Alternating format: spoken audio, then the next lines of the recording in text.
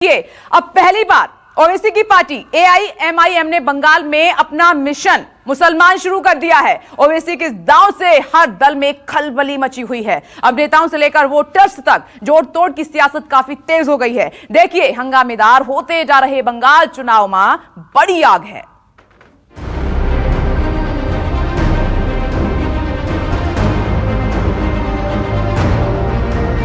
कर रहा हूं कि आप इस देश के नागरिक हैं या नहीं है?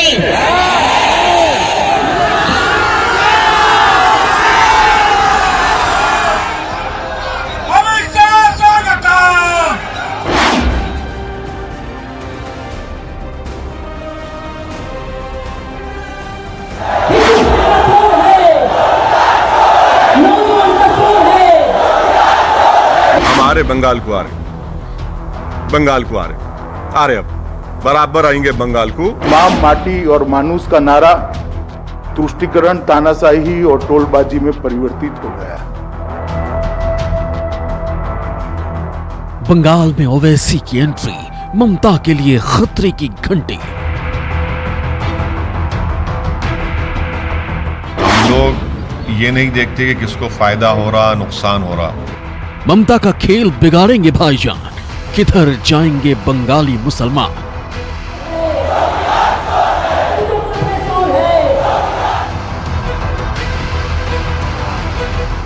एक 110 सीटों पर बिगड़ेगा खेल। ओवैसी करेंगे ममता का वोट बैंक फेल। देख रहे कि साजिश करने वालों ने दिल्ली में क्या किया, हम उसकी मजम्मत करते हैं। फिर फिरा के मुस्लिम वोट, मुस्लिम के खाली मुसलमान ही वोट डालते, दूसरे वोट नहीं डालते इलेक्शन में। मुस्लिम वोटर्स पर महाभारत। ओवैसी रोकेंगे ममता का विजय रथ।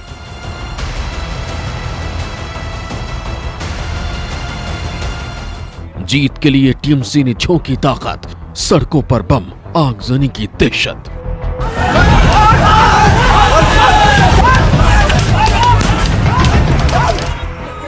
हैदराबाद निकाय चुनाव में जीत का जश्न मनाने के साथ ही ओवैसी ने बंगाल में चुनावी ताल ठोक दी। एआईएमआईएम अब बंगाल के मुस्लिमों पर सियासी जादू चलाने की तैयारी में जुट गए। ये पश्चिम बंगाल के मुर्शिदाबाद की तस्वीरें। यहां टीएमसी, कांग्रेस और सीपीएम के सैकड़ों नेताओं और कार्यकर्ताओं ने हैदराबाद के चुनावी नतीजे आने के बाद ओवैसी की पार्टी ज्वाइन कर ली। मुर्शिदाबाद समेत मुस्लिम बाहुल्य 16 जिलों में ओवैसी की पार्टी ने सक्रियता बढ़ा दी। वोटर जो है ना भारत का, वो किसी की प्रॉपर्टी नहीं है, किसी की जागीर नहीं। वोटर एक इंडिपेंडेंट भारत का शहरी है, बाइज्जत शहरी है। वो जिसको चाहे वोट देगा अपनी पसंद और नापसंद के मुताबिक। तो ये कहना कि नहीं आप मत जाइए, आप आइए, मैं क्या अपने पॉलिटिकल अपोनेंट्स को मैं चूज कर सकता हूँ कि नहीं इनसे मुकाबला करूंगा, इनसे नहीं करूंगा। ये तो डेमोक्रेटिक राइट है हर एक का कि इलेक्शन लड़े। मुर्शिदाबाद की ये तस्वीर टीएमसी, कांग्रेस और सीपीएम के लिए बड़ा संदेश है, क्योंकि तीनों दलों के लिए मुस्लिम ही बड़ा वोट बैंक है, जबकि तीनों पार्टियों के लोग ओवैसी की पार्टी में शामिल हो गए। ये भले ही मुर्शिदाबाद की तस्वीर है, लेकिन इसका संकेत और संदेश बहुत दूर तक असर दिखा सकता है। ओवैसी की एंट्री ने पश्चिम बंगाल में बड़ी सियासी हलचल मचा दी है। बिहार विधानसभा चुनाव और हैदराबाद नगर निगम की ताजा जीत ने ओवैसी और एआईएमआईएम के हौसले बढ़ा दिए हैं। इसलिए उन्होंने बंगाल का रुख कर लिया है। उनकी पार्टी का झंडा लहराने के बाद चुनावी हवा का रुख बदलने की आशंका है और ये बदलाव टीएमसी पे भारी पड़ सकता है, क्योंकि भाईजान की चुनावी एंट्री का मतलब है ममता के मुस्लिम वोटों का नुकसान। पश्चिम बंगाल में फिलहाल ओवैसी को शून्य से शुरुआत करनी है, यानी जनता के प्रतिनिधि के तौर पर अब तक उनके खाते में कुछ भी नहीं है। लेकिन उनकी नजर राज्य की उन 110 सीटों पर है, जहां 30% मुस्लिम आबादी है। मुस्लिम वोट बैंक की सियासत में ओवैसी की पार्टी ने अभी से दूसरे दलों के किले में सेंध लगानी शुरू कर दी, लेकिन मंजिल अभी दूर है, क्योंकि बंगाल में मुस्लिम बाहुल्य सीटें 16 जिलों में फैली। ओवैसी की पार्टी को इन सभी जिलों में अपनी पैठ बनानी होगी।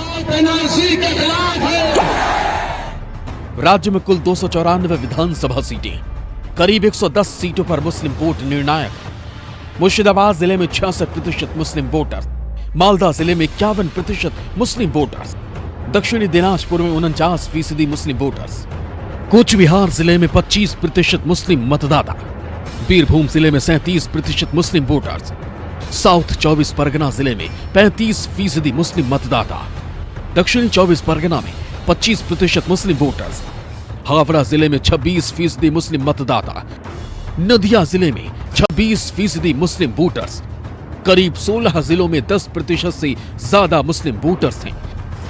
AIMIM ने मुस्लिम बहुल क्षेत्रों में सक्रियता बढ़ाई। एक बात सुनिए, क्या बंगाल में खाली मुस्लिम वोट है, हिंदू वोट नहीं है, ब्राह्मण वोट नहीं है, नहीं सुनिए, भूमियार वोट नहीं है, दलित वोट नहीं है, ये फिरा के मुस्लिम वोट क्यों पड़ जाते हैं आप लोग पीछे? भाई आप ये बोलिए ना कि ब्राह्मण वोट कितना जाएगा, ये क्यों नहीं बोलते कि प्रकाश वोट क्यों नहीं जाएगा, ये बोलिए कि भूमियार वोट कहाँ जाएगा, ये बोलिए कि दलित वोट कहाँ जाएगा। अरे फिरा के मुस्लिम वोट, मुस्लिम के खाली मुसलमान ही वोट डालते, दूसरे वोट नहीं डालते क्या इलेक्शन में?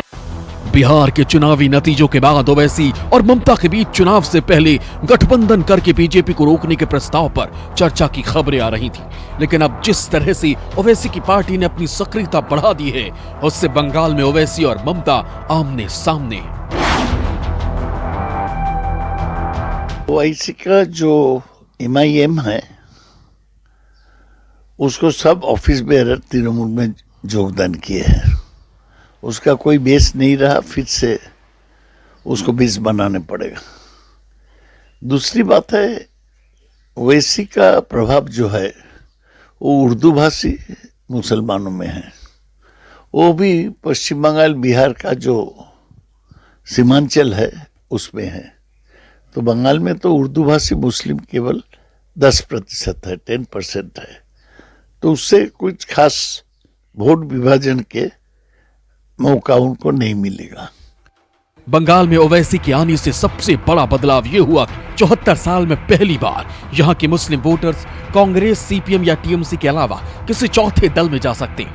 अब तक मुस्लिमों के पास सिर्फ 3 दलों की नजरें थी, लेकिन AIMIM के आने से अल्पसंख्यक वोटर्स को चौथा ऑप्शन भी मिल गया। ये बात गलत है। MIM क्या ये बोलती है कि एक कम्युनिटी का वोट ले रहे, हम तो सबका वोट लेना चाहते हैं, तो तभी जीत होती है हमारी।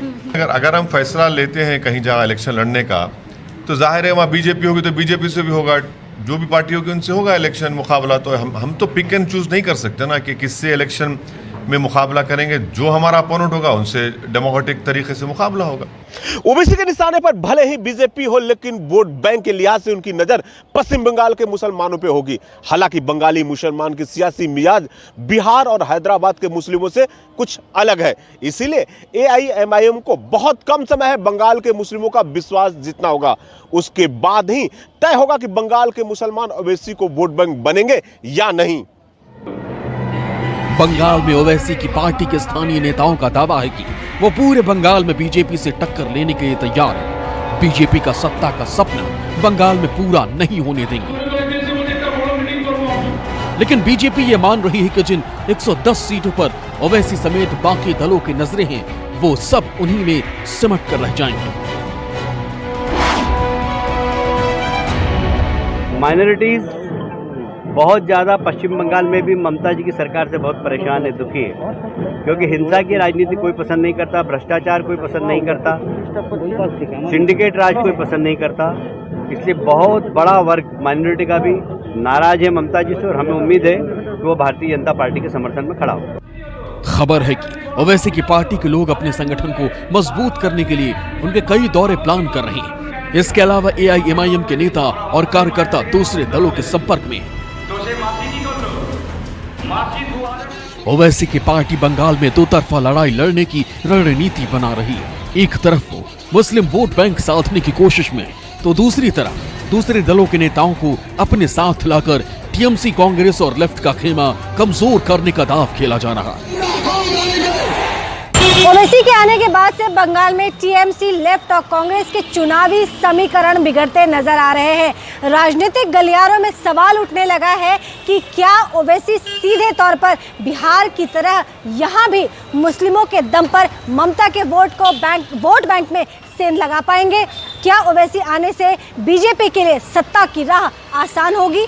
इन सवालों के जवाब बंगाल के मुस्लिम वोटर्स ही तय करेंगे, क्योंकि टीएमसी, सीपीएम और कांग्रेस हो या एआईएमआईएम, सबके लिए मुस्लिम वोटर सबसे बड़ा आधार है।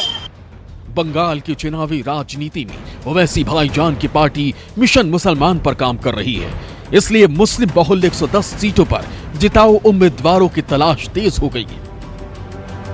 अब जैसे जैसे बंगाल में ओवैसी की पार्टी आगे बढ़ते हुए मजबूत होगी, वैसे वैसे टीएमसी को बैकफुट पर जाना पड़ सकता है। सिलीगुड़ी से मनु कृष्णा के साथ मनोज पांडे, कोलकाता न्यूज 24। नमस्कार, मैं हूं मानक गुप्ता। अगर आपको हमारा ये वीडियो पसंद आया हो तो इसे लाइक और शेयर जरूर करें, और हाँ, हमें सब्सक्राइब और फॉलो करना ना भूलें, ताकि आप देश और दुनिया की कोई खबर मिस ना करें। तो जुड़े रहिए हमारे साथ और देखते रहिए न्यूज़ 24।